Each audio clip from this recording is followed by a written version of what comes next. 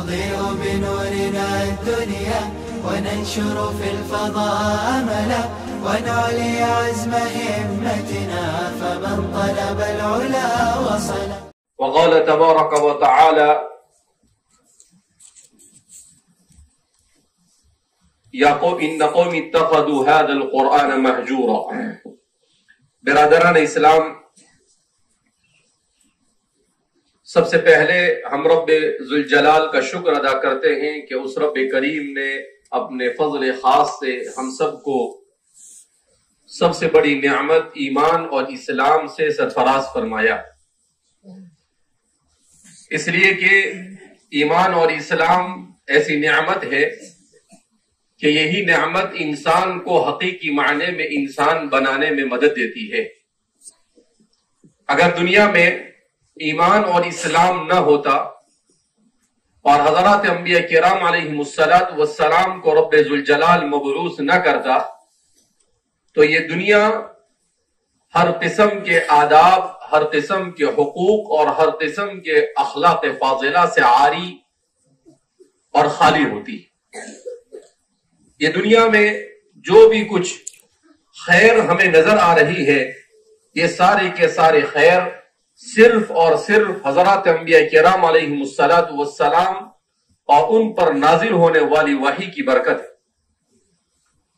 نبی کریم صلی اللہ علیہ وسلم کے انتقال کے بعد مدینہ منورہ میں ایک بڑھیا بکثرت رونے لگی. لوگوں نے حضرت ابوبکر سے آ کر کہا کہ فلاں بری عورت ہے، وہ آپ صلی اللہ علیہ وسلم کے انتقال کے بعد مسلسل رو رہی.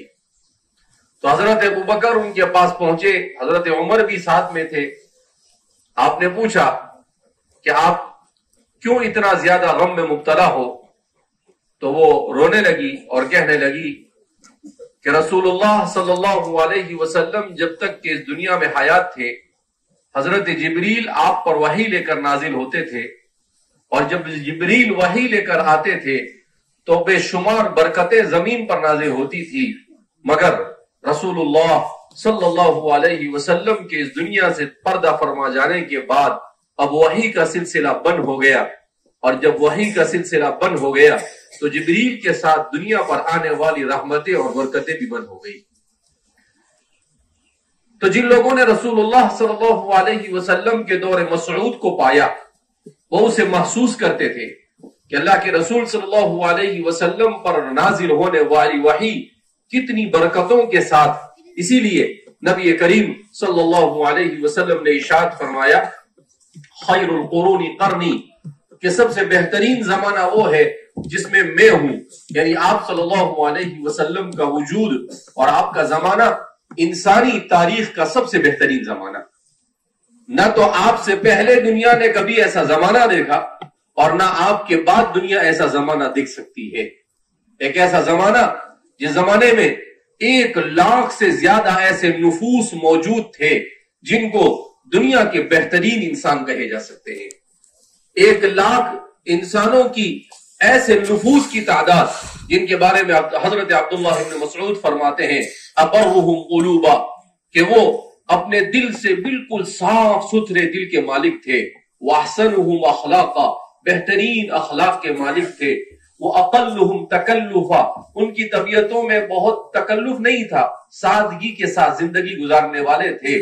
وہ اعمقہم علما، اور وہ علم کے بڑے گہرے تھے.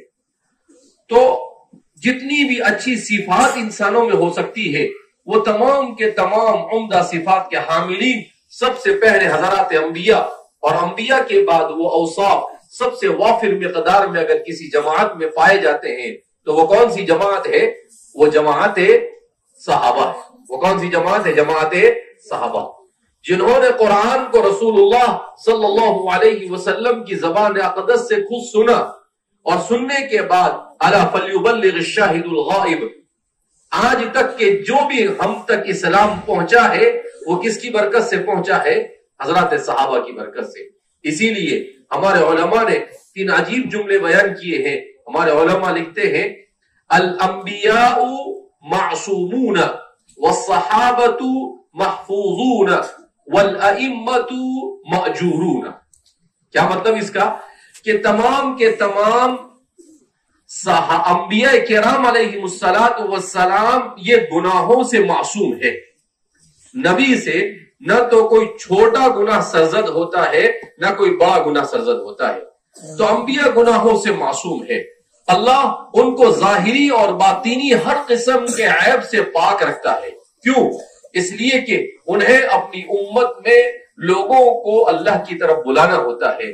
تو کہیں نبی میں کوئی عیب رہ جائے تو لوگ ان کو اس عیب سے نہ پکارے. اس لیے نبی ظاہری اور باطینی تمام عیبوں سے پاک. اس کے بعد ہمارے علماء اہل سنت والجماعت فرماتے ہیں والصحابۃ محفوظون، صحابہ معصوم نہیں ہے مگر صحابہ محفوظ ہے. کیا مطلب محفوظ ہونے کا؟ کہ حضرات صحابہ نے جان بوجھ کر گناہ کو گناہ سمجھ کر عمدن کبھی کوئی گناہ نہیں کیا، بلکہ اللہ نے ان کی حفاظت کی کہ وہ گناہوں میں مبتلا ہو. اللہ نے انہیں محفوظ رکھا. اسی لیے اللہ کے رسول صلی اللہ علیہ وسلم نے جب یہ کہا کہ خیر قرون قرنی، تو ہمارے علماء نے محدثین نے اصول بیان کر دیا. اور وہ اصول کیا ہے؟ الصحابۃ کلہم عدول، تمام صحابہ عادل ہے. یعنی کسی صحابی کو ذرہ برابر ان پر کوئی نکیر نہیں کی جا سکتی ہے، کسی صحابی کو برا بھلا نہیں کہا جا سکتا ہے. حضور نے فرمایا قیامت سے پہلے میری امت میں ایسے لوگ پیدا ہوں گے جو صحابہ کو برا بھلا کہیں گے. حضور فرماتے ہیں انی بریء منہم، میں ایسے لوگوں سے بری ہوں، میرا ان سے کوئی رشتہ نہیں جو میرے صحابہ کو برا بھلا کہے. حضور نے فرمایا کہ حب الانصار علامت الایمان، بخاری کی روایت ہے کہ انصار سے یعنی صحابہ سے محبت کرنا یہ ایمان کی علامت ہے. اور آپ جمعہ کے خطبے میں سنتے رہتے ہیں اللہ اللہ فی اصحابی فمن احبهم فبحبی احبهم، جو صحابہ سے محبت کرے گا اللہ کے رسول فرماتے ہیں کہ میں ان سے محبت کروں گا. ومن ابغضهم فببغضی ابغضهم، اور جو میرے صحابہ سے بغض رکھے گا حضور فرماتے ہیں میں بھی اس سے ناراض ہوں، میرا بھی اس سے کوئی رشتہ نہیں. تو فرماتے ہیں کہ الصحابۃ محفوظون والائمۃ مأجورون، اور ائمہ اربعہ جن کی امت کو اللہ نے تلقی بالقبول حاصل کی اور امت نے جن کی پیروی کی، امام ابو حنیفہ، امام مالک، امام محمد ابن ادریس الشافعی اور امام احمد ابن حنبل، تو فرماتے ہیں کہ ہم مأجورون، کہ انہوں نے اللہ کی کتاب اللہ کی شریعت کو پورے طور پر سمجھ کر، اس کے مزاج کو سمجھ کر اللہ کے دین کو امت کو پورا سمجھانے کی کوشش کی. فہم مأجورون، تو وہ اللہ کی طرف سے مأجور ہے، یعنی اللہ انہیں اس پر بہترین اجر عطا فرمائے گا. تو اس لیے میرے بھائیو، دوستو، بزرگوں، فتنوں کے زمانے میں ان سب چیزوں کا جاننا بہت ضروری ہے. ہم چونکہ حفظ قرآن کی مناسبت سے یہاں پر جمع ہوئے ہیں، لہذا اس بنا پر میرے ذہن میں یہ بات آئی کہ قرآن کریم کے امت پر کیا حقوق ہیں وہ بیان کیے جائے. ہم قرآن کریم سے محبت ہے کہ نہیں بھائی؟ ہم کو بھائی قرآن سے عشق ہے کہ نہیں؟ تو اب قرآن کریم کے کیا حقوق ہے جو امت پر ہے؟ تو علماء نے لکھا ہے کہ قرآن کے 5 حقوق ہیں جس کی ادائیگی امت کے ہر فرد پر ضروری ہے. کتنے حقوق ہیں؟ 5. وہ قرآن کے 5 حقوق کیا ہے؟ تو فرماتے ہیں قرآن کا سب سے پہلا حق الایمان بہ والتصدیق بہ، قرآن پر ایمان لانا، زبان سے قرآن کے اللہ کی کتاب ہونے کا اقرار کرنا اور دل سے اس کی تصدیق کرنا. الحمدللہ اللہ نے ہم سب کو مسلمان گھرانے میں پیدا کیا، تو ہم میں سے ہر ایک زبان سے تو کہتا ہے، اقرار کرتا ہے کہ ہاں قرآن اللہ کی کتاب ہے، مگر قرآن کریم کو دل سے ماننے کا کیا مطلب؟ صرف اقرار باللسان سے کام نہیں چلے گا، بلکہ تصدیق بالقلب ضروری ہے. کہا تصدیق بالقلب کا مطلب یہ ہے کہ قرآن کریم نے جو کچھ بیان کیا ان چیزوں کی دل سے مان کر ان کو اپنی زندگی میں جگہ دینا، ان کو اپنی زندگی میں کیا کرنا؟ جگہ دینا.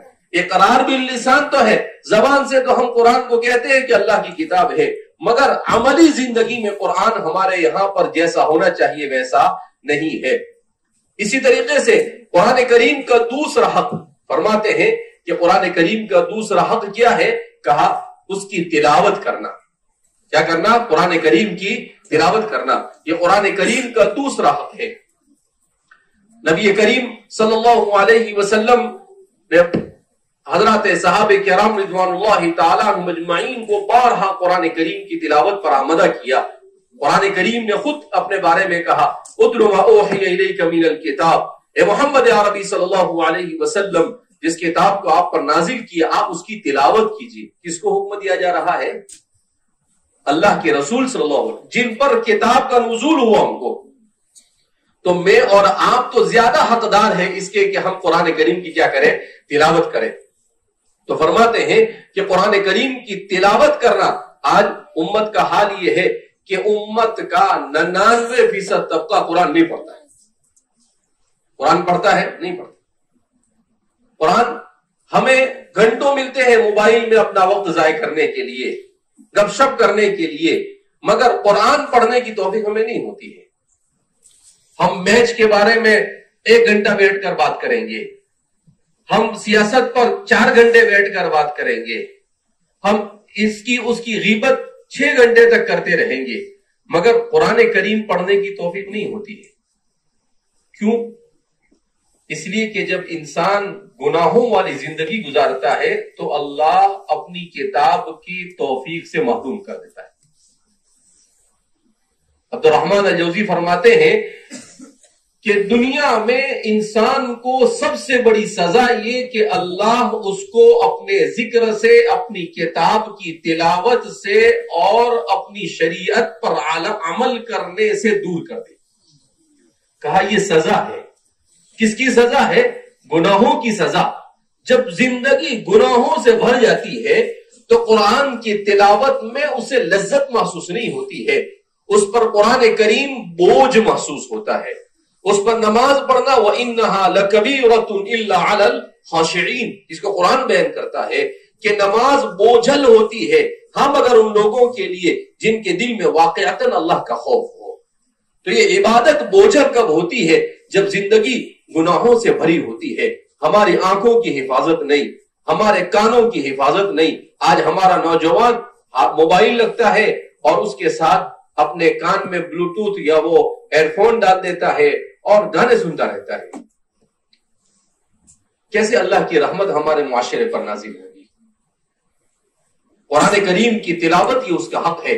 حضرات صحابہ کرام رضوان اللہ تعالیٰ عنہم اجمعین قرآن کریم کی کثرت سے تلاوت کیا کرتے تھے. امام مقدسی فرماتے ہیں کہ ضیاء المقدسی ان کے شاگرد تھے. انہوں نے آ کر ان سے کہا کہ میں حدیث پڑھنا چاہتا ہوں مگر مجھے حدیث یاد نہیں ہوتی. تو کہا کہ قرآن کی تلاوت کرو.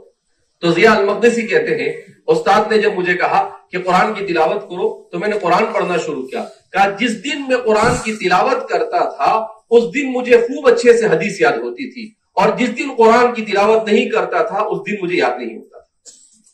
کہا مجھے اس سے محسوس ہوا کہ علم میں برکت کے لیے اور عمل کی توفیق کے لیے قرآن کریم سے زیادہ مؤثر اور کوئی چیز نہیں ہو سکتی. امام قرطبی فرماتے ہیں کہ ہم نے قرآن کریم کو پڑھا تو جتنا قرآن کو پڑھا اتنا ہمارے وقت میں برکت ہوئی.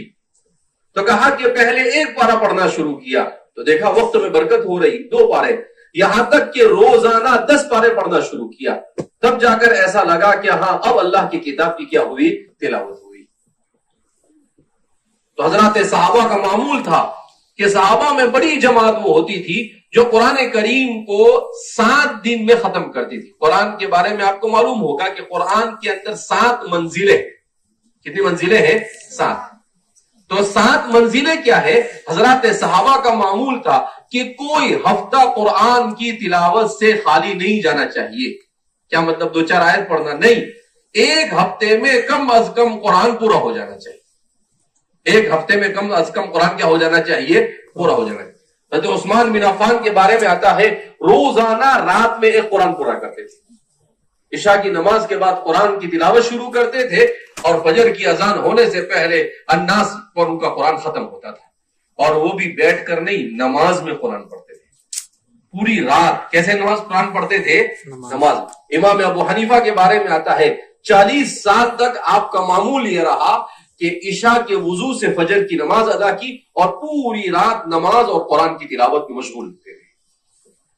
तो जिन लोगों को अल्लाह ने मकबूलियत अता फरमाई उनको ऐसे ही नहीं मकबूलियत अता फरमाई। यरफ़इल्लाहु बिहाज़ल किताबि अक़वामन, जो कुरान से जितना मुंसलिक हुआ अल्लाह ने उसको इतना बुलंद किया, अल्लाह ने उसे इतनी इज्जतों से नवाजा और अल्लाह रब्बुल इज्जत ने लोगों के दिलों में इतनी मोहब्बत डाली, उसके जरिए से अल्लाह रब्बुल इज्जत ने लोगों को इतना नफा पहुंचाया। तो इसलिए मेरे भाइयों, दोस्तों, बुजुर्गों, हम जो कुरान से दूर हो चुके हैं, हमें कुरान से अपने आप को करीब करने की जरूरत है। तो दूसरा हक क्या है? कुरान को कसरत से पढ़ना। इमाम गजाली रहमतुल्लाह अलैह फरमाते हैं कि बुजुर्ग की खिदमत में मैं था, वो बड़े नेक और साले थे, तो मैंने उनसे पूछा कि आप कुरान कितना पढ़ते हो? तो उन्होंने कहा कि एक कुरान पढ़ता हूं मैं रोजाना जिंदगी का मामूल है, और एक कुरान में पढ़ता हूं हफ्ते में, यानी थोड़ा सा उस पर गौर करता हूं। दूसरे कुरान का मामूल है तो एक महीने में और थोड़ा कुरान पर गौर करता हूं। और कहा खूब कुरान पर गौर कर कर पढ़ना मैंने शुरू किया है। मैं 30 साल से कुरान पर गौर कर रहा हूं, अभी तक के गौर और फिक्र वाला कुरान मेरा पूरा नहीं हुआ है। कितने साल हो गए? 30 साल हो गए। तो कुरान करीम इंसान जब उसे पढ़े, उसे समझे, तो इंसान को समझ में आए कि अल्लाह क्या कह रहा है। हब्लुल्लाहिल मतीन हदीस पाक में है, फरमाते हैं अल कुरानु हब्लुल्लाहिल ममदूद मिनस समाई इलल अर्द। कुरान अल्लाह की लटकाई हुई रस्सी है जो अल्लाह ने आसमान से लटका कर जमीन पर डाली है। जो उसे पकड़ लेगा अल्लाह उसे सीधा जन्नत में भेज देगा। तो इसलिए मेरे भाई, दोस्तों, बुजुर्गों, कुरान की तिलावत का हक अदा करने की सख्त जरूरत है। कुरान करीम का तीसरा हक क्या है? कहा कुरान करीम को समझा जाए। कुरान का तीसरा हक क्या है? कुरान को समझा जाए। आज हमारे नौजवानों के पास, हमारे असली तालीम हासिल करने वालों के पास सब डिग्रियां लेने का वक्त है, मगर कुरान को समझने का वक्त किसी के पास नहीं है। उसकी अहमियत नहीं, उसका इश्क नहीं, उससे मोहब्बत नहीं। फरमाते हैं कि जिस शख्स के पास इतनी फुर्सत हो कि वो कुरान करीम को समझ सके, उलमा ने लिखा ऐसे शख्स पर कुरान करीम को समझना वाजिब है। ऐसे शख्स पर कुरान करीम को समझना क्या है? वाजिब है। आज आप देखेंगे कितने लोग हमारे ऐसे हैं कि उनके पास रोजाना 2-4 घंटे निकल सकते हैं, मगर वो दूसरी चीजों में खर्च करते हैं बजाय इसके कि कुरान करीम के पीछे। लिहाजा कुरान पर तफक्कुर और तदब्बुर ये कुरान करीम का हक है। कुरान पर तफक्कुर और तदब्बुर के 2 तरीके हैं, एक है तज़कीर के लिए और एक है कुरान करीम पर गौर करने के लिए। कुरान करीम नसीहत हासिल करने के लिए समझना आसान है, और गौर और फिक्र करने के लिए तो 20-25 उलूम की जरूरत होती है। किसी जमाने में किसी ने 14 कहा, किसी 16 कहा, फिर 18 कहा, मगर कुरान को कुरान खुद अपने बारे में कहता है वलक़द यस्सरनल कुरआन लिज़िक्रि फहल मिन मुद्दकिर, कि हमने कुरान को नसीहत हासिल करने के लिए आसान किया। कुरान ने ये लफ्ज नहीं इस्तेमाल किया वलक़द यस्सरनल कुरआन लिलहिफ्ज़ नहीं कहा, बल्कि कुरान ने क्या कहा? लिज़िक्रि। इसका मतलब कुरान को नसीहत हासिल। अब लोग कहते हैं कि कुरान तो बहुत मुश्किल है, समझ में नहीं आता है, तो हमारे उलमा ने कहा कुरान की आयतें 2 तरह की है, एक है आयात मुहकमात और दूसरी है आयात मुतशाबहात।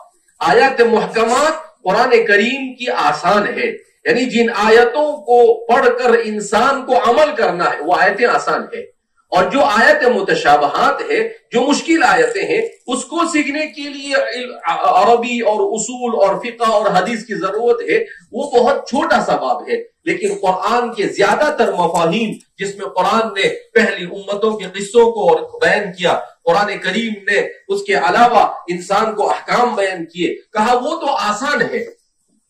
इसलिए कुरान करीम का जो तीसरा हक है वो हक ये है कि कुरान करीम को समझा जाए। कुरान करीम का चौथा हक क्या है? तो फरमाते हैं कुरान का चौथा हक यह है कि कुरान करीम के हर हुक्म पर अमल किया जाए। कुरान करीम के हर हुक्म पर क्या किया जाए? अमल किया जाए। हजरत عمر رضی اللہ تعالیٰ عنہ نے وہ فرماتے ہیں کہ مجھے سورہ بقرہ یاد ہوئی 8 سال میں. کتنے سال میں یاد ہوئی؟ اب ہمارے یہاں پر کمزور سے کمزور ذہن والا بھی 5-6 سال میں حفظ کر لیتا ہے، تو حضرت عمر اتنے کمزور تھے کہ ان کو 8 سال میں یاد ہوئی نہیں. حضرت عمر کا کہنے کا مطلب یہ تھا کہ سورہ بقرہ کی ہر آیت کو پڑھا، اسے سمجھا اور اس پر عمل کیا، اس طرح سے ان کو 8 سال. کیوں کہ قرآن کی سب سے طویل سورت اور قرآن کے اکثر و بیشتر مسلمان کی زندگی کے احکام کو کس سورت میں بیان کیا گیا ہے؟ سورہ بقرہ میں. کہا اس کی ہر آیت کو پڑھ کر سمجھ کر میں نے اس پر عمل کیا، تو عمل کرتے کرتے کتنے سال لگے ان کو؟ 8 سال لگے. تو اس لیے میرے بھائی اور دوستوں اور بزرگوں، ضرورت اس بات کی ہے کہ ہم قرآن کریم کو اس کے ہر حکم پر عمل کرنے کی کوشش کریں. قرآن کریم نے کہہ دیا احل اللہ البیع وحرم الربا، کہ اللہ فرماتے ہیں کہ ہم نے تمہارے لیے خرید و فروخت کو حلال قرار دیا اور سود کو حرام قرار دیا. اب آج کا ہمارا مسلمان کہتا ہے کہ مولوی صاحب سود کے بغیر تو تجارت آج کے زمانے میں ہو ہی نہیں سکتی. کس نے کہا نہیں ہو سکتی؟ ہو سکتی ہے، تو ہی نہ چاہے تو بہانے ہزارے. جدہ میں ہمارے ایک دوست ایک مرتبہ میں گیا تو مجھے کہنے لگے کہ مولانا ایک مسئلہ ہے، بہت بڑے تاجر وہاں کے، بڑے تاجروں میں ان کا شمار. میں نے کہا کیا؟ کہا کہ دیکھو ہم الحمدللہ تجارت کرتے ہیں مگر سودی بینک سے ہم کوئی بھی تعلق نہیں رکھتے. اب دیکھو لوگ کیسا احتیاط کرتے ہیں، بہت بڑے تاجر وہاں کے. پھر اس کے بعد وہ چاکلیٹ کا ایک ڈبہ لے کر آئے. کہا یہ چاکلیٹ کا ڈبہ ہے. ایک سودی بینک والا آیا میرے پاس اور میں نے نہ کہا کہ بھائی ہم لوگ سودی بینک اور کمرشل بینک کے ساتھ ہم کام نہیں کرتے ہیں، مگر وہ زبردستی یہ ڈبہ دے کر چلا گیا. تو یہ چاکلیٹ کھانا جائز ہے یا نہیں؟ کیا پوچھتے ہیں وہ؟ یہ چاکلیٹ کھانا جائز ہے یا نہیں؟ میں نے کہا نہیں، یہ چاکلیٹ کھانا جائز نہیں. کہا کہ مجھے معلوم تھا لیکن آپ آنے والے تھے اس لیے میں نے کہا مولانا کو پہلے مسئلہ پوچھیں گے. پھر اس کے بعد انہوں نے کہا کہ اب اس کا کیا کروں میں مولانا؟ پھینک دو اس کو. میں نے کہا نہیں، اس کو پھینکو مت. آپ ایک کام کرو، آپ کے یہاں پر جو غریب کام کرنے والے ہیں ان میں سے کسی کو دے دو، وہ اپنے بچوں کو کھلا دے. کیوں؟ اس لیے کہ سود کی رقم کے بارے میں علماء نے یہ کہا کہ اس کو ضائع کرنے کے بجائے یا تو اس کے حقیقی مالک کو دے دو، اس کا پتہ نہ چل سکے تو بلا نیت ثواب اس کو صدقہ کر دو. تو میں نے آپ کسی کو دے دو. تو لوگ ایسے بھی احتیاط کرتے ہیں. 4-5 سال بعد پتا چلا ان کی تجارت پہلے سے 25 گنا زیادہ ہو گئی. کتنی زیادہ ہو گئی؟ 25 گنا. ابھی میں گیا تھا 1 مہینے پہلے تو میری ملاقات ہوئی تو میں نے کہا کہ بھائی 2-4 جگہ پر میں گیا تو وہ سب جو آپ جبے بیچتے ہیں تو جبے کی دکان والے آپ کی شکایت کرنے لگے. بولے میری شکایت دکان والے آپ کو کیوں کریں گے؟ تو میں نے کہا کہ میں نے ان سے کہا کہ بھائی یہ جو جبا آپ بیچتے ہو اس کے جو مالک ہے، اس کے اونر ہے، وہ ہمارے دوست ہے. تو وہ مجھے یہ کہنے لگا کہ ان کو ایسا کہو کہ ہم کو تمہارا مال چاہیے مگر تمہارا مال ہم کو 500 چاہیے تو 50 ہی ملتا ہے. وہ ہنسنے لگے اور کہا صحیح بات ہے مولانا، مارکیٹ میں بہت زیادہ مطالبہ ہے مگر میں پہنچ نہیں پا رہا ہوں کہ اتنا مال کس طرح سے اتنا سارا مال بنا کر بیچوں. تو اس کو کہتے ہیں یہ کس کی برکت ہے؟ حلال کی برکت. یہ کس کی برکت ہے؟ حلال کی برکت. تو اس لیے قرآن کے احکامات کو جان کر اس پر عمل کرنا. دیکھو حرام ہوتا ہے، وہ اپنے ساتھ برائیوں اور مصیبتوں کو لے کر آتا ہے. حرام کبھی اپنے ساتھ خیر کو لے کر نہیں آتا ہے. تو قرآن کریم کا چوتھا حق کیا ہے؟ اس کے احکامات پر عمل کرنا. اور قرآن کا 5واں اور آخری حق وہ کیا ہے؟ قرآن کا پیغام ہر انسان تک پہنچانا. دعوت الی القرآن، دعوت الی القرآن. قرآن کا پیغام جتنے لوگوں تک آپ پہنچا سکتے ہیں قرآن کریم کا پیغام پہنچانا ضروری. اللہ کے رسول صلی اللہ علیہ وسلم نے ارشاد فرمایا، کیا فرمایا؟ کہ الا فلیبلغ الشاہد الغائب. جو بھی موجود ہے وہ جو نہیں ہے ان کو پیغام پہنچا دے. بلغوا عنی ولو آیہ. تم کو میں نے جو قرآن پہنچایا ہے اگر تم کسی کو ایک آیت بھی سمجھا سکتے ہو تو ایک آیت بھی کسی کو سمجھاؤ. تو اس سے پتا چلا کہ یہ ہے قرآن کریم کے حقوق جس سے امت غفلت کا شکار ہے. جس سے امت کس کا شکار ہے؟ غفلت کا شکار ہے۔ حضرت شیخ الہند رحمۃ اللہ علیہ کے بارے میں آتا ہے کہ جب آپ آزادی، ہندوستان کی آزادی کے موقع پر مالٹا کی جیل سے آپ رہا ہو کر آئے تو آپ نے دارالعلوم دیوبند میں تقریر کی، اور اس تقریر میں آپ نے کہا کہ میں جیل سے 2 سبق سیکھ کر آیا ہوں۔ کتنے سبق سیکھ کر آئے ہوں؟ 2 سبق۔ لوگ پریشان کہ جیل سے کون سے سبق حضرت سیکھ کر آئے بھائی؟ تو کہا کہ بھائی جیل میں تھا، میں نے امت کے حالات پر غور کیا کہ اس امت کے اوپر یہ ساری مصیبتیں کیوں، اور یہ امت اتنی ذلیل کیوں؟ وہ امت جس کو اللہ کے رسول جیسا نبی دیا گیا، وہ امت جس کو قرآن جیسی کتاب دی گئی، وہ امت جس کو کیا نہیں دیا گیا، اس کے باوجود یہ امت ذلت کا شکار کیوں؟ کہا بہت غور کرنے کے بعد میرے دل میں اللہ نے یہ بات ڈالی کہ اس امت کو اللہ کی کتاب سے منسلک کرنے کی ضرورت ہے۔ اس لیے میں وہاں سے یہ عہد کر آیا ہوں کہ قریہ قریہ، بستی بستی، محلہ محلہ قرآن کے مکاتب قائم کروں گا۔ اور دوسرا عہد میں نے یہ کیا ہے کہ قرآن امت کے چھوٹے بچوں کو مکاتب کے ذریعے سے قرآن کے الفاظ سکھائے جاوے، اور امت کے بڑے افراد کو قرآن کریم کا ترجمہ اور تفسیر لکھ کر قرآن کریم کو سمجھایا جاوے کہ امت کا ہر فرد قرآن پڑھنے لگے اور قرآن سمجھنے لگ جائے۔ کہا یہ میری فکر ہے۔ اور دوسرا درس میں نے وہاں سے یہ سیکھا کہ امت یہ اختلاف کا شکار ہے، امت کے اختلاف کو ختم کر امت میں اتحاد اور اتفاق کی کوشش کی جاوے۔ حضرت مفتی شفیع صاحب نور اللہ مرقدہ معارف القرآن میں اس کو ذکر کرنے کے بعد لکھتے ہیں کہ یہ دونوں بھی ایک ہی ہے۔ دونوں بھی کیا ہے؟ کہا یہ 2 بات نہیں، ایک ہی بات ہے۔ کہا کیسے؟ کہا امت میں اختلاف کیوں پیدا ہوا؟ اس لیے کہ امت قرآن سے دور ہوئی۔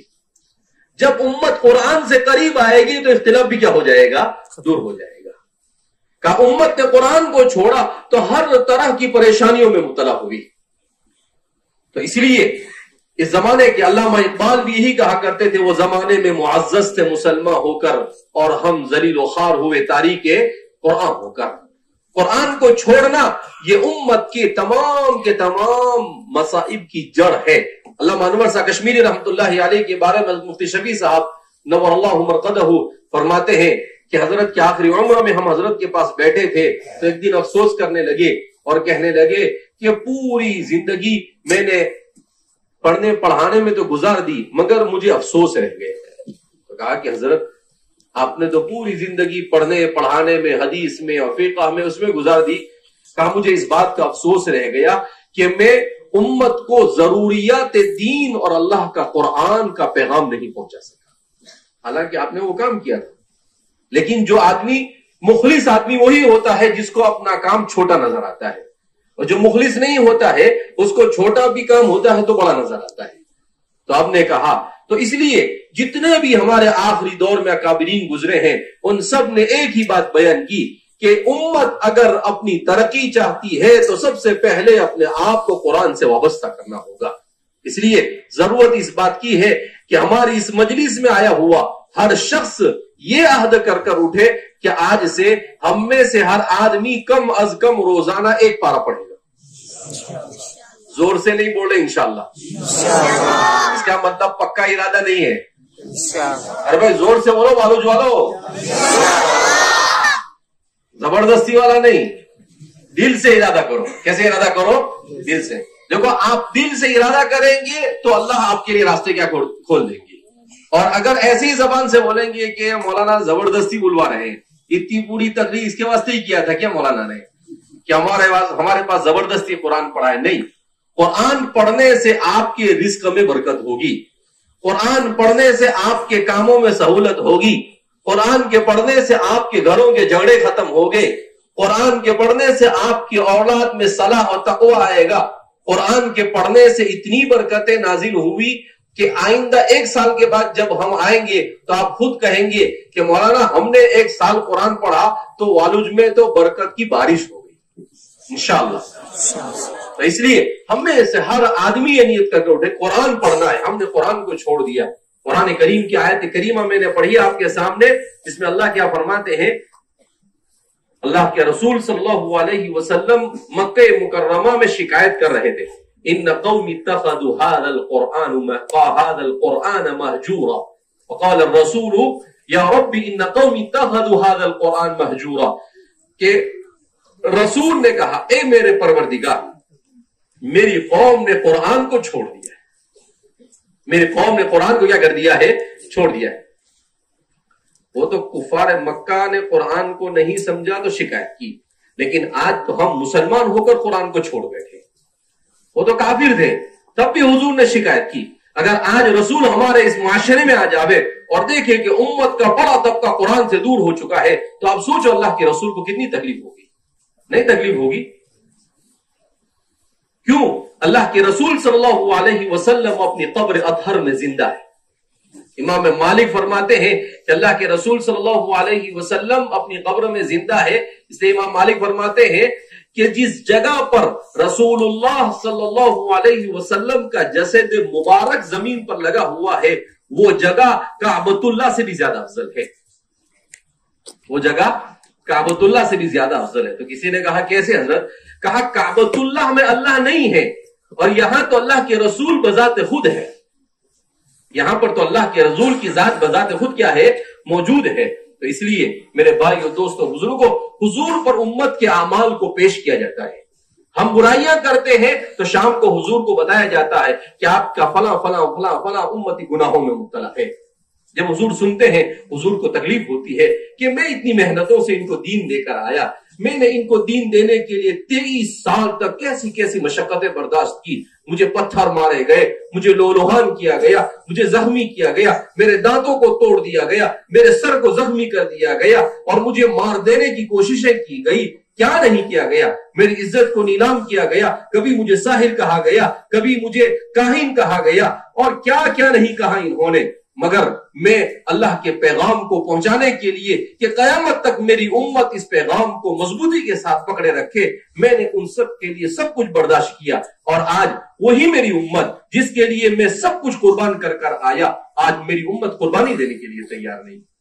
اس لیے میرے بھائیو دوستو بزرگوں، یہ جمع ہونا ہمارا اس وقت کامیاب ہے جب ہم اپنے آپ کو جس کتاب کی نسبت پر جمع ہوئے ہیں اس کتاب سے اپنے آپ کو منسلک کرنے کے عہد کے ساتھ یہاں سے جائے، کہ ہم میں سے ہر ایک قرآن کو پڑھے گا، اپنی عورتوں کو قرآن، اگر قرآن کریم یہ تو آپ کو وقت نہیں ہے مختصراً بتلایا، ورنہ علماء نے لکھا ہے پھر ایک ایک 5 چیزیں ہیں، ان میں سے ایک ایک چیز کی تفصیلات بیان کی ہے کہ قرآن کریم کی تلاوت کرنا ہے تو کیسی تلاوت کرنا ہے، ایسی تلاوت کریں گے نہیں، قرآن کریم کی تلاوت ورتل القرآن ترتیلا، آہستہ آہستہ ٹھہر ٹھہر کر پڑھا جاوے، تجوید کے ساتھ قرآن کو پڑھا جاوے، وجود القرآن تجویدا، حروف کی رعایت کرتے ہوئے، وقف کی رعایت کرتے ہوئے قرآن کریم کو پڑھا جاوے۔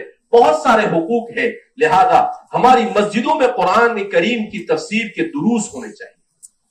ہماری ہر مسجد میں ہفتے میں کم از کم 1-2 دن ایسے ہونے چاہیے جس میں زیادہ مصلی آتے ہو تو ہمارا ایک ایسا نوجوان یا ایسا فاضل یا ایسا عالم جو تفسیر کا جاننے والا ہو وہ قرآن کریم کی تفسیر کرے۔ کیوں کہ جب قرآن کی تفسیر ہم سنیں گے تو اس کے معنی سمجھ میں آئیں گے تو قرآن سے محبت میں اضافہ ہوگا، اور ہم جب اس کو سمجھنے ہی کی کوشش نہیں کریں گے تو وہ کیسے ہماری سمجھ میں آئے گا؟ تو اس لیے قرآن کریم کی تفسیر اگر اردو آتی ہے تو آپ کے گھر میں معتبر مفسرین کی قرآن کی کریم کی تفسیر ہونی چاہیے، آپ کے گھر میں معارف القرآن حضرت مفتی شفیع صاحب کی معارف القرآن ہونی چاہیے آپ کے گھر میں، تاکہ جب آپ کو وقت ملے آپ کیا کریں، قرآن کریم کے تفسیر کو دیکھیں اور قرآن کریم کی تفسیر اپنے گھر میں کرنے کی کوشش کریں۔ بہرحال اللہ رب العزت ہم سب کو قرآن کریم کو سمجھنے کی، اس کی تلاوت کرنے کی، اس کی پیغام کو آگے پہنچانے کی اور اپنی اولاد کو قرآن سے وابستہ کرنے کی توفیق مرحمت فرمائے۔ اللہ ہم سب سے راضی ہو جائے، ایسے اعمال کی توفیق مرحمت فرمائے۔ ماشاءاللہ قرآن کی نسبت پر آپ سب لوگ یہاں پر اتنی بڑی تعداد میں جمع ہوئے ہیں، اللہ رب العزت آپ کے جمع ہونے کو قبول فرمائے۔ آپ نے جو قربانی دی ہے اللہ اس قربانی کو قبول فرمائے، اور قرآن کی برکت سے جمع ہوئے ہیں تو اللہ رب العزت آپ کو اس کی برکات سے مستفید فرمائے۔ حدیث پاک میں ہے جو کوئی قوم جمع ہوتی ہے اللہ کے ذکر کے لیے، اللہ کی نسبت پر جمع ہوتی ہے تو رحمت کے فرشتے اس کو اپنی پروں سے ڈھانپ لیتے ہیں اور اس پر اللہ کی رحمت نازل ہوتی ہے. جب وہ جانے لگتے ہیں تو اللہ پوچھتے ہیں کہ اے میرے ملائکہ یہ میرے بندے کیا کہہ رہے تھے، حالانکہ اللہ کو معلوم ہے کہ کیا کہہ رہے تھے. پھر فرشتے کہتے ہیں کہ اللہ یہ تجھ سے مغفرت کی طلبگار تھے. تو اللہ فرماتے ہیں کہ میرے فرشتوں گواہ رہنا میرے ان سب کی مغفرت ہو. اللہ کرے کہ ہماری یہ مجلس انہی مجلسوں میں سے ہو جائے. میرے بھائی دوستو بزرگوں، قرآن کے ساتھ ساتھ ہمارے معاشرے میں تعلیم کو بھی رواج دینے کی ضرورت ہے. آپ کا اتنا بڑا شہر ہے، یہاں پر مسلمانوں کا اسکول نہیں، کالج نہیں، تو میں مولانا سرور صاحب سے بھی بات کرتا ہوں کہ یہاں پر اگر مناسب ہے تو یہاں پر اسکول شروع کیا جائے، اردو اسکول، انگریزی اسکول. کیونکہ آج ہمارا جس دور سے ہم گزر رہے ہیں، اس دور میں اگر ہم اپنے بچوں کو دنیاوی تعلیم نہیں دیں گے تو یہ ہمارے بچے آئندہ دین سے بھی دور ہو جائیں گے. سفیان ثوری وہ فرماتے ہیں کسی زمانے میں حضرات صحابہ اور کے زمانے میں مال فتنہ ہوتا تھا، مگر اب مال کا کم ہونا فتنہ ہے. تو حضرت تھانوی فرماتے ہیں اس سے مجھے یہ سمجھ میں آیا فتنوں کے اس زمانے میں امت کے پاس اپنی ضرورت پوری ہو جائے اتنا مال ہونا بھی ضروری ہے، ورنہ یہ فتنوں میں کیا ہو جائیں گے، مبتلا ہو جائیں گے. اس لیے کسب حلال کے لیے، حلال کمانے کے لیے ہمیں علم دین کے ساتھ علم دنیا کا سیکھنا بھی کیا ہے، ضروری ہے. مزید تفصیلات بھی آپ کے سامنے اس سلسلے میں آئی اور آئندہ بھی آتی رہے گی، اور انشاءاللہ ہم کوشش کریں گے کہ آپ کے اس ادارے میں اسکول شروع کیا جاوے، مناسب ہے تو کوئی کالج بھی یہاں پر شروع کیا جاوے، تاکہ دینی ماحول میں عصری تعلیم کا انتظام ہو سکے اور ہمارے بچے دین اور دنیا دونوں تعلیم حاصل کرے. ربنا آتنا فی الدنیا حسنہ وفی الآخرۃ حسنہ، حسن دنیا اور حسن آخرت دونوں حاصل کرے. اللہ رب العزت ہم سب کو توفیق خیر سے مالا مال فرمائے. اللہ اس ادارے کو دن دگنی رات چگنی ترقیات سے مالا مال فرمائے. حافظ قرآن ہونے والے ان تمام بچوں کے سینے میں قرآن کو محفوظ فرمائے، اور ان کے اساتذہ، ان کے والدین اور اس ادارے کے محسنین سب کے لیے نجات کا ذریعہ بنائے. اللہ رب العزت ہم سے راضی ہو جائے، ایسے اعمال کی توفیق مرحمت فرمائے. وآخر دعوانا الحمدللہ رب العالمین. اللهم صل على سيدنا ونبينا وشفيعنا وسندنا ومولانا محمد وبارك